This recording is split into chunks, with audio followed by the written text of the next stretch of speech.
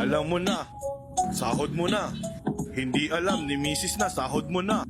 Pyesa agad, pyesa agad, pyesa agad. Alright, so welcome back guys to another video, and nandito na naman po ang inyong paboritong introvert na nagdi-DIY repair ng mga repo na motorsiklo. Alright, so ang unit natin ngayon, kakakuha lang natin kani-kanina lang. Actually, dalawang units ito pala. Isa itong, muna, isang Euromotor Daan Hari 125. And as you can see, ito yung mga latest model nila na bago na yung sticker niya. Okay? And yung isang nakuha nating unit ay isa siyang Keyway Icon na scooter. So, dalawang units yung nakuha natin. And ito na lang muna inuwi ko para ma-test drive muna siya. So, nag-commute ako papunta doon sa casa. And then, dinrive ko siya pa uwi. Para at least makita ko paano yung under niya, and nasatisfy talaga ako. Kasi nga, since bago pa lang tong unit na nakuha natin, base doon sa registro kasi October 2025 siya. So, more or less, 8 months pa lang tong unit na to. So, sariwa pa talaga siya. Yun nga, sobrang lakas ng hatak niya, ganyan. Ang ganda ng takbo. And, yung gagawin muna natin for today is kakarwash muna natin siya. Yan.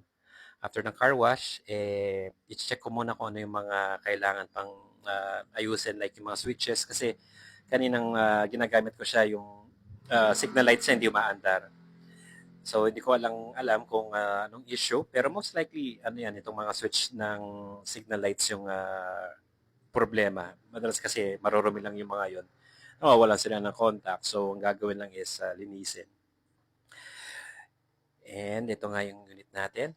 And as you can see, marami siyang butas. Ewan ko anong ginawa dito. Baka pinagtutusok ng bata. Ayan. As you can see, tinabas na itong upuan na to. Most likely, ang gagawin natin is palitan din itong seat cover niya para hindi na lang siya pangit tignan. Ayan. Ayan, ito pa pala. Itong isang signal light niya, wala yung cover. And buti na lang meron tayong mga signal lights dyan na pwedeng gamitin. So, most likely, papalitan ko na lang.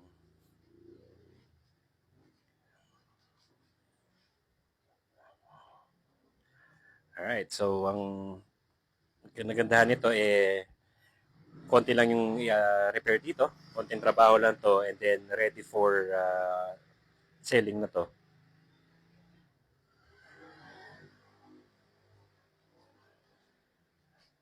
And ayan pala yung ating magiting na bantay dito sa ating shop.